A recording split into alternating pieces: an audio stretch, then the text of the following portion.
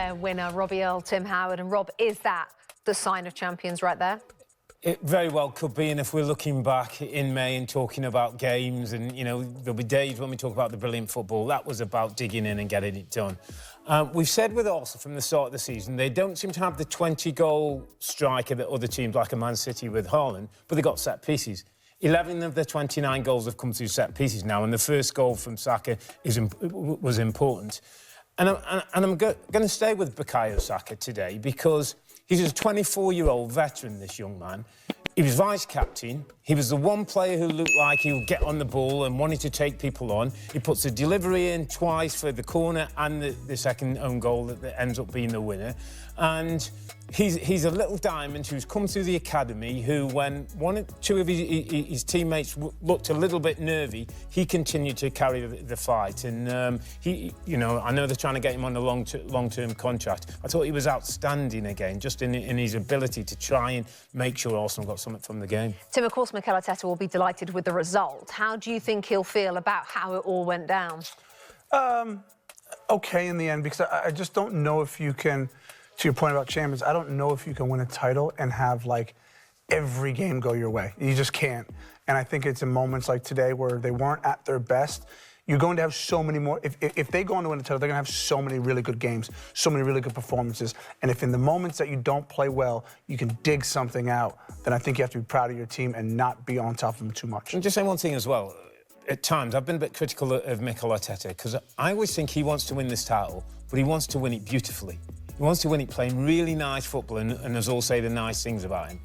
Today, I think he'll appreciate that actually sometimes we just got to win. It's got to be dirty, it's going to be own goals, it's going to be balls in the box, and we've just got to get it done. And I think he'll be as proud today as he has of any game when they played the beautiful football because they've got the 3 points. It now feels, doesn't it, like a massive 3 points for Arsenal after everything they went through in this game. So Arsenal on the brink of dropping 2 points, but that late winner gives them the victory and, of course, gives them a nice cushion at the top of the table with Manchester City in action tomorrow against Crystal Palace. It means that Arsenal go to bed with a 5-point lead. For more on this, let's welcome in, shall we? Don Hutchinson is with us. We'll hear from Don in a moment. But, Craig, how do we sell this? Great character from Arsenal coming back and getting the win when it looked like they've thrown away 2 points, or they shouldn't have been in this position in the first place? No, I think they got lucky today. Two on goals, 2 shots on target, first shot on target in 67 minutes. We have a team in Wolves that are bottom of the league with 2 points that made Man United on Monday look like a good side. That's how bad they were. They were absolutely abysmal, as they have been all season, and yet Arsenal huffed and puffed. And it's amazing when you get crosses in the box. OK, one was a set piece. I don't really want to talk about set pieces. Fed up talking about set pieces with Arsenal. But the other was a cross. He started it off when we were watching the game. What are they doing? Tippy-tappy, side to side. Nowhere. You've got Gyökeres, who barely got any service. You bring in a big bustling striker, and yet you continue to play these side to side. And guess what? OK, Gabriel Jesus comes on, and he doesn't score, it's a non-goal, but it's a good cross into the box. Right. When you start putting crosses in swingers, low crosses, you're asking questions. Arsenal did not ask enough questions. They've got the 3 points, but even they have to say, when Wolves equalised, they got lucky in the end. They got very lucky. I think at the moment they are, in terms of the Premier League, unconvincing and worried before Christmas about what's coming behind them. Just a complete and utter lack of flair. I mean, at the end of the day, you know, there are far too many players today who just are overcoached. Right. And coaches, as good as Pep is, you got Arteta doing the same thing. Mascara, maybe not so much with Chelsea, but there's just so much coaching going on. There's no flair. Nobody's got any idea. Nobody can take responsibility. They're scared to throw the ball in the box after 30 minutes when it's 0-0 because they're going to get into trouble. Well, we don't do that. We keep the ball. We're patient. We're playing against a team who, regardless, is not going anywhere. All they're doing is shuffling side to side. They ain't going to come and close you. They ain't doing anything. So you have to take the initiative, and then you have to take a chance. And the only person that seems capable of taking a chance is Saka. After that, everybody wants to follow the coaching badges. So, yeah, a complete and utter lack of flair. And Craig said it, lucky. Who's the Chelsea manager? Maresca. There you go. Don, That was his brother, Mosquera. did you agree with the boys? Yeah, I mean, I side with the boys, but I side exactly what Craig's saying. They got extremely lucky. I mean, I'm coming into this game thinking, right, this is a bank job. It's going to be 4-5, 6-0. It'll be any scoreline that Arsenal want it to be because, as Craig said, they were a shambles. Wolves against Man United. They could have beat them by 7 or 8. And then even the reason why we're saying they were lucky, apart from their own goals, when you go back and you look at the first goal from Sam Johnson, the ball from Declan Rice over the top to Bukayo Saka, he was actually offside. So he was offside in the build-up. The linesman didn't see it or didn't give it. So there's the first slice to look. Then obviously Sam Johnson makes an error and a rick, and he's very unlucky that he scores an own goal. I mean, I would give them a little bit of credit when it's the 1-1. They didn't just sort of felt sorry for themselves and didn't just hit the floor and we've dropped a couple of points. At least they went for it. But on Craig's point before, talking about Gyökeres, I mean, he had 4 touches in the first half. You buy a striker for that amount of money, you've got to service him, you've got to play to his strengths, wrap it in at his feet, get crosses in the box. He's 6'2", 6'3", he's powerful. But, like, it was just so bland. On to Stevie's point, it was bland, they were going nowhere, it was side to side. You can say patient if you like, but I think Arteta won't be happy tonight. He'll be happy with the 3 points, but not at the performance. You know, can I just throw in the Gyökeres one? I agree 100% with you, Don. But the one ball that came in the second half was absolutely perfect for a world-class centre-forward where he should have been to put the ball into an empty net. I think it was Saka that put the ball across. First half. Was it first half? The low one? Yes. First half. That's where Gyökeres should have been. But that's why you spend 70, 80 million on a centre-forward to get on the end of a ball like that. And yes, he didn't touch it other than that. But you know what? The best strikers, they don't touch the ball until they're putting it in the back of the net. Just that one chance. That's why you spend the money. He should have been on the end. You get a pass for a win, but let's be honest. This is you're at home against, at this moment in time, potentially, and it could change, the worst team in Premier League history. It's how bad they are. It's how bad they've been. Maybe Rob Edwards will. Maybe they'll say, well, this is a sign that they're starting to get a better shape. I mean, I don't think they'll ever recoup the points, but they might go on and you know, not be the worst team. They might win a game. But potentially at this moment in time, they could be sitting with 2 points. We're nearly at Christmas, 2 points. And Arsenal, the big spenders, the big favourites, all the superstars, even with injuries, have huffed and puffed and been very, very unconvincing. Don, I can't remember your last prediction. There was definitely a 50% involved, wasn't there, at some stage between, I think, Arsenal and City, Arsenal and Chelsea. It went to 60, 30-10, I believe. Did it go 60-30-10? Yeah. And what does it say about Arsenal's title credentials? I mean, they're 5 points clear, so you have to give them the respect that they deserve. But we sort of live week by week when we're analysing performances. I mean, they're going to have to be an awful lot better than they were today. They've got Everton away coming up next. That'll be difficult. Then they've got Brighton at home and Villa, who beat them the other week. So they've got Liverpool a couple of weeks after that. So they've got some big games coming up. And you're only analysing what you see and you go, first part of the season, they got some really difficult fixtures out the way. They've found themselves clear.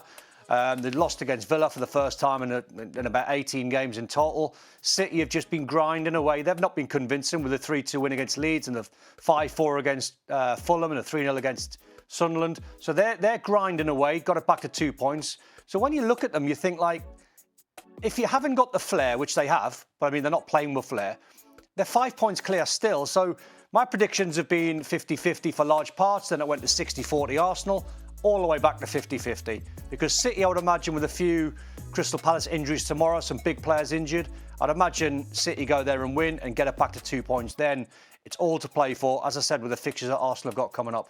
It's not becoming psychological already, is it? With Arsenal, it's a bit early to be bottling it. Oh, I think if you looked at I think if you looked around the stadium, it's starting to. It's starting to get. We're not that even way. halfway through the season. I mean, they're sitting with their head in their hands. The Arsenal fans are playing Wolves. Sitting biting their fingernails, so it's that transfers through to the players who know that Liverpool have had their struggles and are having their struggles. Unlikely to be their big rival, but they know City have not gone away. They know City are there, and they know that if they let them back in, that they have previous. So I think already before Christmas, there's going to be a pressure that they'll feel, and that's only going to get cranked up as the weeks and months go by. How big a concern is that, Stephen? Has to be. Yeah.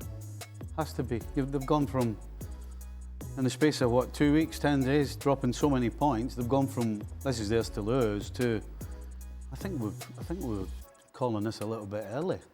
And the worrying thing for me is the fact that up against definitely the worst team in the Premier League this year, maybe ever, they had no idea on the field how to change it. That's the worrying thing. When things are not going well, yes, you want the manager to be giving instructions from the side, but at the end of the day, in the heat of the game, you need players that can change things and tell people to do different things. But then you've got Nobody leaders did like that. Declan Rice, who's experienced. Well, he didn't do it today. You know, we again, are we giving too much credit to Declan Rice? Because if we're saying he's that good and he's that important and he's their leader, he didn't change it. He wasn't going around telling people to do anything different than what they were doing. And then you've got Odegaard coming on, who didn't get on the ball enough. That's why you bring him on. Nobody changed anything. They just kept beating on the same drum, and when it's not working, you have to change things. And nobody was capable of doing that. Arteta defends Gyökeres but absolutely rips into the rest of the squad. All right, so Arsenal scraped past Wolves 2-1 in the most nerve-wracking way possible. 2 own goals and a winner deep into stoppage time. Not exactly the dominant performance we're used to seeing, is it? And Mikel Arteta? He's not happy. Not one bit. The boss calls it like it is. After the match, Arteta didn't hold back. He admitted Arsenal were well below their usual standards against the team sitting bottom of the league. But here's where it gets interesting. When asked about Victor Gyökeres' quiet performance, just 15 touches in 81 minutes, Arteta actually defended him. It's a collaboration between the two, Arteta explained. He was in a lot of really good positions and the ball didn't get into the area quick enough, sharp enough, or just with the precision that is required for a number 9 to score the goal. Translation: Gyökeres was doing his job. It was everyone else who let him down. Not acceptable for our level. But then Arteta really let loose about the defensive lapses that allowed Wolves to equalise in the dying minutes. We had periods of 3 minutes in deep, so passive, really poor defensive habits. Not acceptable for our level because we haven't conceded a single shot until that point. The first time they do it, they score a goal. Brutal. And he's absolutely right. We dominated for 87 minutes without conceding a shot, then switched off and nearly dropped 2 points. The missed chances that should have killed the game. Arteta was also frustrated by the wastefulness in front of goal. He specifically called out that massive Martinelli miss from 2 yards out, totally unmarked. We should have scored early, he said, pointing out how that would have opened the game up completely. Instead, Wolves sat deep in a low block, and Arsenal struggled to break them down with any real quality. At the very end, we rely on one individual action, a very chaotic action, to score the goal and win the game, and the margin should have been bigger. The injury crisis just got worse. As if the performance wasn't concerning enough, Ben White picked up what looks like a hamstring injury. Arteta confirmed they'll know more in the next day or two, but it's not looking good. And get this, we're already without Timber, Rice, Trossard and Saliba is a major doubt. Arteta even admitted he risked playing Saliba today, despite him not being fully fit because we don't have anybody else. That's where we're at right now. Playing injured players because the squad is that stretched. 3 points, but questions remain. Look, we got the win. 3 points against a struggling Wolves side keeps us in the title race. But if we're being honest, that performance wasn't good enough. And Arteta knows it. The boss has thrown down the gauntlet to his attacking players. Gyökeres can't do it alone. They need to find him quicker, sharper, and with better quality. And defensively, those 3-minute lapses have to stop, because at this level, you get punished every single time. Do you agree with Arteta that the service to Gyökeres needs to improve? Or does our striker need to demand the ball more? And how worried are you about this injury crisis spiralling? Drop your thoughts below, subscribe and hit the bell if you want instant updates on Ben White's injury and our team news heading into the next match. We'll break it all down as soon as we know more. 3 points is 3 points, but we need to be better. Come on, Arsenal.